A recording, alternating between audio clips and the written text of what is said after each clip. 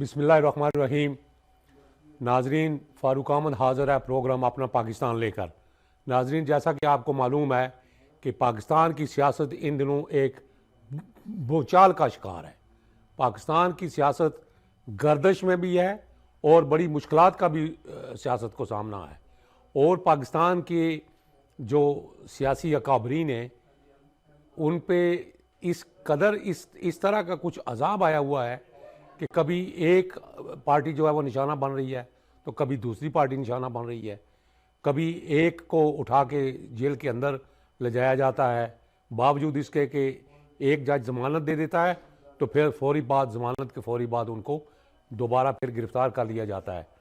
मुझे इससे ज़्यादा तो और कुछ नहीं कहना, मगर एक बात मैं कहने की जिसारत ज़रूर करूँगा कि आज मैंने एक वीडियो जो सोशल मीडिया पर गर्दिश कर रही है वो देखने का मुझे इत्तेफाक हुआ, जिसमें साबिक़ वज़ीर आला पंजाब जनाब चौधरी परवेज़ इलाही साहब को जिस अंदाज से पकड़ के घसीट के गाड़ी के अंदर से निकाला गया और 4 बंदे उनको उठाए हुए घसीटते ले जा रहे थे, ये मनाजर मैंने कम अज़ कम इस तरह के मनाजर पहले अपनी इस सियासी जदोजहद के अंदर मैंने नहीं देखे।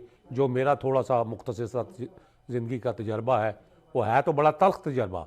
हमने ये भी देखा, लोगों को कोड़े खाते हुए मैंने अपनी आंखों से देखा। मैंने लोगों को जेलों के अंदर उन पे जुल्म सितम के पहाड़ टूटते हुए तो देखे, मगर ये सामने सामने खुल्लम खुल्ला ये इस तरह के जो दनदनाते किस्म के सीन हैं वो कम अज़ कम पहले ऐसे नहीं हुआ करता था। पहले अगर किसी को पकड़ा भी जाता था तो वो चुपके से आराम से उठा के ले जाते थे। और उठाने वाले जो थे वो जो अहबाब थे जिन्होंने ये कार्रवाई डाली है वो गालबन सारे के सारे प्लेन क्लोथ्स में थे। किस महकमे से, किस एजेंसी से उनका तल्लुक़ था, मैं इस पर कोई तबसरा नहीं करूँगा। सिर्फ इतना कहना काफ़ी है कि आज जो कुछ भी हो रहा है ये मेरे नुक्ता नज़र के मुताबिक कोई ठीक नहीं हो रहा। अगर किसी आदमी को अदालत ज़मानत दे देती है, उसको बेल दे देती है, अगर जज के ये अल्फाज भी है सुनने के अंदर ये आया कि ये परवेज़ इलाही साहब लाहौर हाई कोर्ट के अंदर जिस जज के सामने पेश हुए उन्होंने तो यहाँ तक कहा नैब वालों को भी और दूसरे मुतल्लिक़ा अदारों को कि चौधरी साहब को और किसी भी मुकदमे के अंदर अगर वो मतलूब भी हैं तो भी उनको गिरफ़्तार नहीं किया जाएगा। तो इसके बावजूद अगर चौधरी परवेज़ इलाही जैसा बंदा जो है वो बाहर निकलते ही गिरफ़्तार हो रहा है तो फिर मुझ जैसे आम लोगों का वहाँ क्या हाल होगा। इस पे कोई मैं ये नहीं कहूँगा कि मुझे ये देख कर कोई खुशी हुई। हाँ, एक बात मैं ज़रूर अर्ज़ करूँगा कि चौधरी बरादरान की जो इज़्ज़त, जो तनतना, जो दबदबा, जो शोहरत और जो एक 100 साला सियासी तारीख़ जो उन्होंने बनाई हुई थी, चौधरी बरादरान के अंदर एक वो माना जाता था कि ये बड़े रवादार लोग हैं, जो बिल्कुल हैं, और ये भी माना जाता था इनके अंदर बड़ी जो है वो एक इकट्ठा रहने का, एक मुठ होकर चलने का, यकजहती के साथ आगे बढ़ने का इनका जो अंदाज़ था और इनकी जो शोहरत थी, उस शोहरत को एक बहुत बड़ा दाग जो है वो ये चौधरी परवेज़ इलाही और इसके बेटे ने लगा दिया। आज फिर ये उसी का शाखसाना है कि जिन कुव्वतों के सहारे, जिन कुव्वतों के बल बोते पे चौधरी साहब जो है वो अपने ताकत का बरमला इज़हार किया करते थे या जो सुकून की एक ज़िंदगी बसर किया करते थे, जहाँ जाते थे शाहाना ठाट बाट से, तो उन्हीं ताकतों ने फिर एक मैसेज दिया कि हमारे साथ जो बिट्रे करेगा, जो हमारे जो हमारे साथ जो चलता है वो तो ठीक है, तो हमारे साथ जो दगाबाजी करने की कोशिश करेगा तो उसका फिर यही हाल होगा। अदालतें फिर कुछ कहती रहें, अदालतों के कुछ भी अहकामात हों, उनको इस बात की कोई फिर फिक्र नहीं है। आप अगर गिरफ़्तार हैं तो फिर गिरफ़्तार हैं, जेल के अंदर ही रहेंगे, बाहर नहीं आएंगे। तो मैं ये देख रहा हूँ और मैं सोच रहा हूँ कि अगर आज ये हाल है तो कल जब ये एक जो छतरी सर के ऊपर है, जो एक साया है सर के ऊपर, वो साया भी 15 दिन के अंदर बाद उठ जाएगा। और अगर वो साया गायब हो गया, तो फिर ये क्या हल होगा? फिर ये रिलीफ कहाँ से मिलेंगे? फिर ये फैसले जो आइन और कानून के मुनाफी फैसले हैं वो कहाँ से आएंगे? फिर नहीं आएंगे। चूँकि जो आने वाले जज हैं उनके मतलब मैं बरमला ये इज़हार करना चाहूँगा, मेरा ये वजदान है और मेरी ये राय भी है और मेरी ये एक मेरी अपनी एक रिसर्च भी है उनके बारे में। कुछ दोस्तों से मेरी जो बातें होती हैं उनसे पूछने पे पता चला, और कुछ जो इन जस्टिस काजी फ़ाइज़ ईसा साहब का जो माजी है उसको सामने रखते हुए अगर मैं यूँ तज्ज़िया करूँ कि जस्टिस काजी साहब फ़ाइज़ ईसा साहब, चीफ जस्टिस काजी फ़ाइज़ ईसा साहब, जब वो उस मसनद पे बैठेंगे, उस एक कुर्सी पे बैठेंगे, इंसाफ की कुर्सी पे बैठेंगे, तो फिर वो सिर्फ इंसाफ ही करेंगे। मेरा ये विजदान है कि वो अपने नाम के ऊपर कोई दाग धब्बा नहीं लगने देंगे, क्योंकि वो एक बड़े घराने से उनका तल्लक है, एक ऐसे घराने से तल्लक है जो उनके जो वालिद साहब हैं वो तहरीक पाकिस्तान के एक बहुत बड़े सरगर्म कारकुन थे, और जो बाबा कौम जनाब कायद आज़म मोहम्मद अली जिन्ना के दस्ते रास्त माने जाते थे। मैं नहीं समझता कि जनाब काजी फ़ाइज़ ईसा साहब जैसा मुदब्बर और दानश्वर किस्म का और इंसाफ पसंद और असूलों पर चलने वाला इंसान कोई वहाँ बैठ के कोई गलत फैसले करेगा, कभी नहीं होगा। मैं गलत भी हो सकता हूँ, ये तो आने वाला वक्त बताएगा, मगर मेरा अपना एक विजदान है एक कानून का तालिब इल्म होने की हैसियत से, जो मैंने उनका माजी देखा है, जिस तरह वो माजी में चलते रहे, जैसे उनकी प्रैक्टिस थी, फिर वो हाई कोर्ट के जज बने, वहाँ पर भी जो देखा, अब रिसेंटली जो उनके साथ खिलवाड़ करने की कोशिश की गई, उसको भी जिस अंदाज से उन्होंने टैकल किया, जिस अंदाज से वो अपना मुकदमा लड़े और जिस शद्दोमत से वो अपना मुकदमा लड़े, उससे ये साबित होता है कि उस बंदे के अंदर एक इस्तकामत है, एक तदब्बर है, एक फ़हम व फ़रासत है, और वो जस्टिस काजी फ़ाइज़ ईसा साहब ये साबित करेंगे कि अदलिया का जो खोया हुआ वक़ार है, मैं उम्मीद रखता हूँ, मैं तो उम्मीद ही कर सकता हूँ और उम्मीद पे दुनिया कायम है। हम सब ये उम्मीद करते हैं कि जनाब चीफ जस्टिस काजी फ़ाइज़ ईसा साहब 15 दिन बाद जब वो हलफ उठाएंगे, जब वो उस कुर्सी पे बैठेंगे, तो फिर हमें जो है अदालत उज़्मा का एक नया अंदाज़ हमारे सामने आएगा, एक नया वक़ार शायद हमारे सामने आएगा, और जो माजी के दाग धब्बे जो अदलिया के ऊपर लगे हुए हैं, क्योंकि हमारी अदलिया का माजी और हाल कोई इतना अच्छा नहीं है, कोई इतना दरख्शां नहीं है। हमारी अदलिया का जो माजी है वो क्या कहें उसको, वो कुछ कहने के मुकाबले नहीं हो, वो कैसे इस दास्तान गम को मैं दोहराऊँ, कोई इतना अच्छा नहीं है, पस मंज़र भी अच्छा नहीं है, और आज भी जो कुछ हो रहा है वो भी ठीक नहीं है।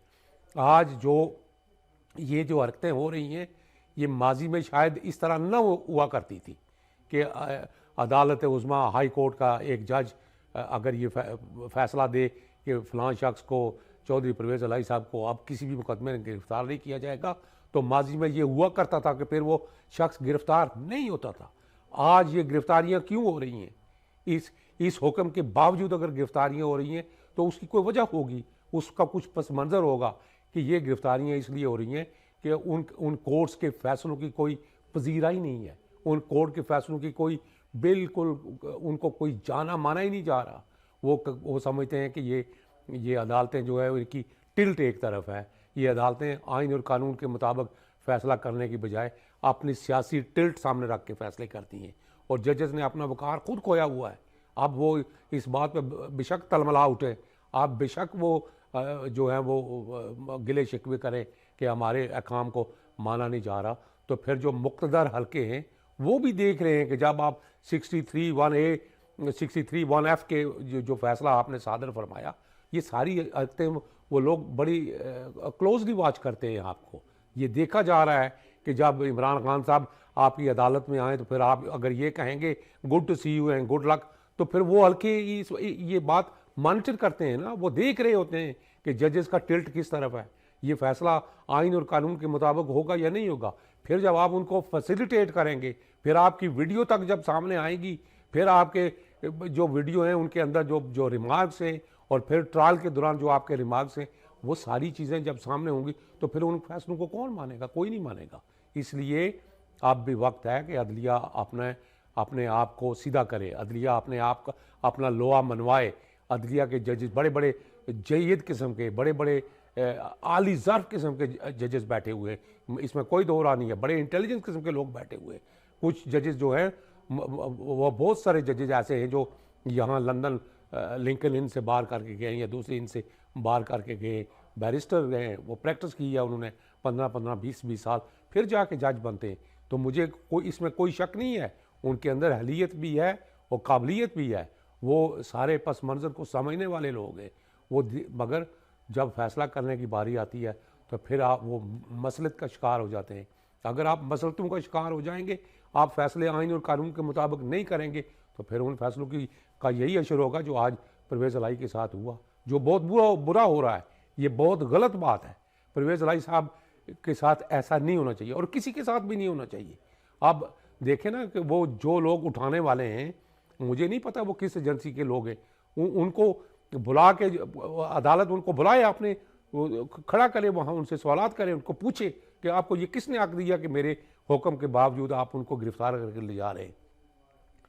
और पाकिस्तान के अंदर सिर्फ बात यहाँ ही ख़त्म नहीं हो रही। बात मेरा ख्याल है जैसे एक मुहावरा पिछले दिनों बड़ा शद्दोमत से चला था, हमारे दोस्त वो अफजल चंद साहब के साथ ये मनसूब मुहावरा है, और मुख्तारिया गल बहुत वध गई है।